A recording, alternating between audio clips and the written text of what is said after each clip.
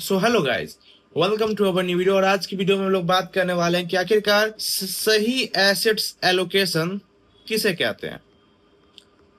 जी हाँ, कि आखिरकार ऐसे कहाँ पे हम लोग इन्वेस्टमेंट करें जहाँ पे अगर वॉर भी हो तो हम लोग का जो पोर्टफोलियो रहे वो एटलीस्ट ग्रीन में दिखे। ये एक बहुत ही इंपॉर्टेंट टॉपिक है आज आज हमारे इस वीडियो में और पूरे यूट्यूब इंडस्ट्री में।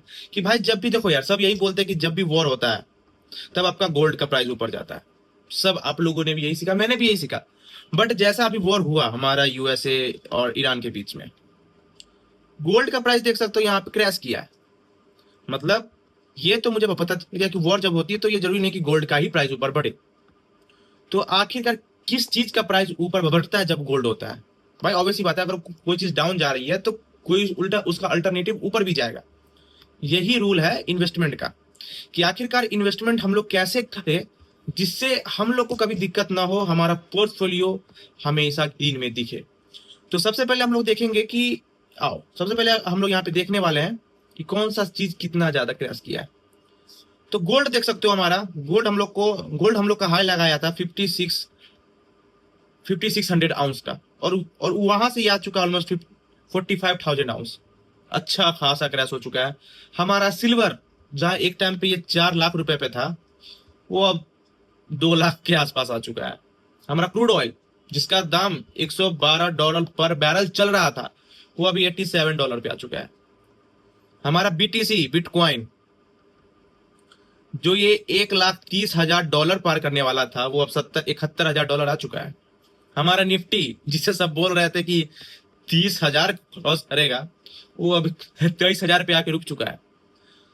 तो ये वॉर जो है ना, ये वॉर आपको बहुत कुछ सिखा कर जाने वाला है। और अगर आप लोग ये वीडियो मिस करते हो ना, तो लाइफ का सबसे बड़ा लेसन आप लोग मिस करोगे एज ए इन्वेस्टमेंट। अब कि भाई इन्वेस्टमेंट में कहाँ कैसे इन्वेस्टमेंट करना चाहिए ऐसे में। वैसे मैं अपने अपने बारे में बताऊं तो मैं एक से भी रजिस्टर्ड म्यूचुअल फंड डिस्ट्रीब्यूटर, और मेरे अंदर अच्छे खासे पैसे अभी मैनेज हो रहे हैं। और जी अभी देखो, मैंने तो रिसेंटली 2-3 महीने पहले से ही अपना काम स्टार्ट किया, बट मेरे क्लाइंट्स का कुछ इतना ज्यादा मैसिव लॉस नहीं है जैसे निफ्टी में लॉस है 10%, ऐसा कुछ लॉस नहीं है।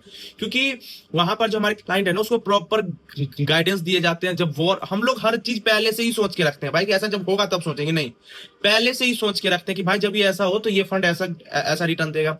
ये फंड हमारी टीम ऐसे ही मैनेजमेंट करती है। So without any wasting of the time, let's get started. तो सबसे पहले बात करते हैं, आप लोग को यूट्यूब पे ऐसे लोग बोले होंगे कि जब भी वॉर होता है तो गोल्ड का प्राइस ऊपर जाता है, ये देखो चार्ट, ये देखो चार्ट। लेकिन इस बार ऐसा क्यों नहीं हुआ?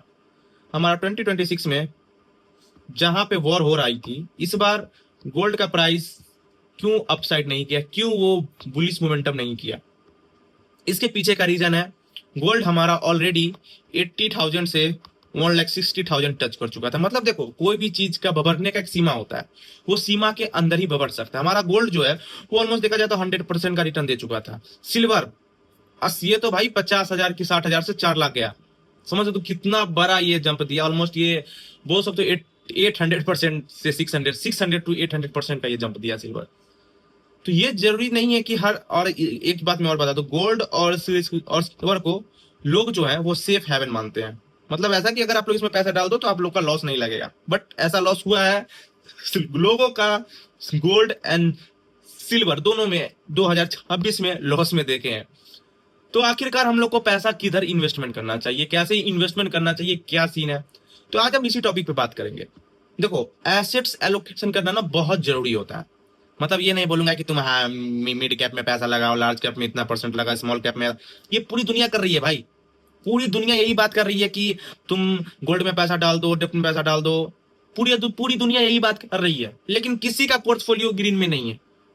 This is the main reason. और आज की वीडियो में हम लोग यही सीखेंगे कि आखिरकार कहां पे कितना पैसा इन्वेस्टमेंट करना चाहिए। सी देखो, स्टॉक मार्केट हो या कुछ भी, अगर आपका एसेट्स एलोकेशन सही नहीं है, आपका पैसा डूबेगा। डूबेगा ना मतलब लॉस में जाएगा, फिर वो रिकवर होगा।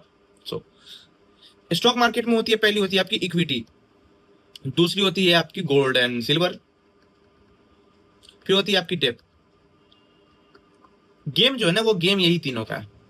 अगर ये तीनों में अगर आपका पैसा सही से इन्वेस्टमेंट है, तो मैं गारंटी के साथ कह सकता हूं आपका पैसा कभी भी, जब भी आपको जरूरत पड़ेगा, आपका वो पैसा ग्रीन में ही दिखेगा। ये मैं सिक्योरिटी के साथ बोल सकता हूं। एक बात हमेशा याद रखना, एसेट्स एलोकेशन में कम से कम, जैसे सपोज करो मुझे 100 रुपए इन्वेस्टमेंट करनी है, तो मैं ये 100 रुपए पूरी इक्विटी में नहीं डालूंगा, पूरी गोल्ड एंड सिल्वर में भी नहीं डालूंगा, पूरी डेप्ट में भी नहीं डालूंगा। इसका एक प्रॉपर रूल है। समझो मुझे 100 रुपए इन्वेस्टमेंट करना है, तो मैं इक्विटी में डालूंगा कुछ, ध्यान से सुनना, 70%। जी हाँ, 70% पैसा मैं अपना इक्विटी में डालूंगा। मतलब ये नहीं कि इक्विटी में जाकर मैं शेयर उठा लूंगा, नहीं, I am talking about the mutual funds. उसके बाद 15% हम अपना डालेंगे गोल्ड एंड सिल्वर में। टोटल आपके होगा कितने परसेंट? 85%। नाउ रिमेनिंग 15% ये मैं कहां डालू? ये डालो आप लोग डेप्ट में। अब मैं बताता हूं क्यों। इक्विटी जो रहेगा, और ये मैं उन लोगों के लिए बात कर रहा हूं जिनकी उम्र 25 से लेके 40 के बीच में है, क्योंकि इन लोगों के पास अच्छा खासा 20 साल 25 साल रहेगा इन्वेस्टमेंट के बाद रुकने का। इक्विटी में जो आप पैसा डालोगे वो 70% रहना चाहिए, भले वो आपका मिड कैप हो, स्मॉल कैप हो, फ्लेक्सी कैप हो, जो भी कॉन्ट्रा फंड, जो भी फंड हो। आपका पैसा इन्वेस्टमेंट करने के लिए नहीं बता रहा मैं, जस्ट एसेट्स एलोकेशन बता रहा हूं कि एसेट एलोकेशन कैसे करना चाहिए।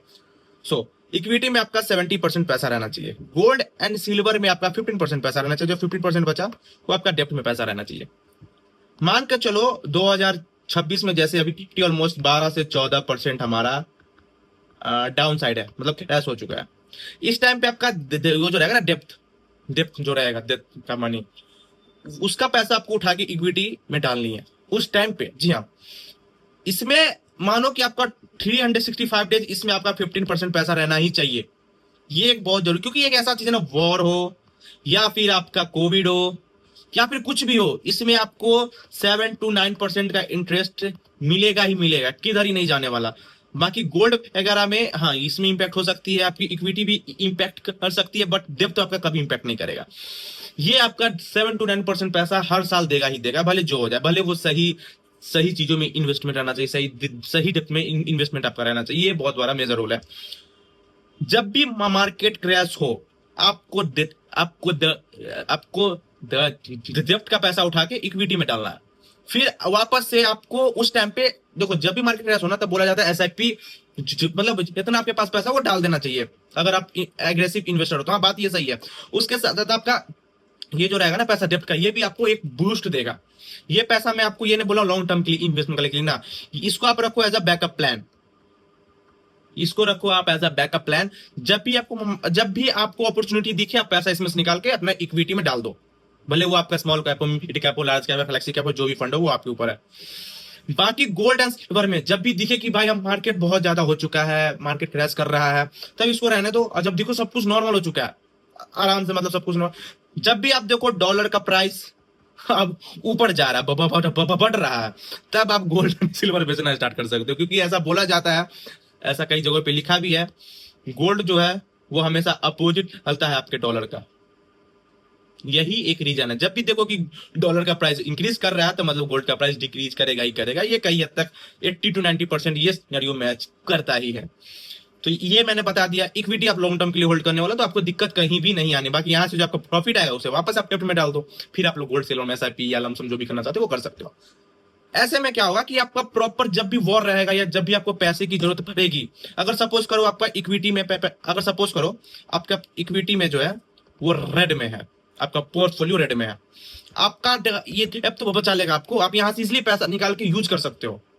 मान के चलो गोल्ड में आपका पैसा रेड में है, आप इक्विटी में से थोड़ा सा पैसा निकाल सकते हो, क्योंकि ये जरूरी नहीं कि अगर ये दोनों रेड हो तब तो आपको, भाई देखो यही आपका मेन बचाने वाला काम करेगा आपका डेप्थ। ये एक ऐसा इंस्ट्रूमेंट है इन्वेस्टमेंट के टर्म में जो आपको हर समय आपका मदद करने वाला है।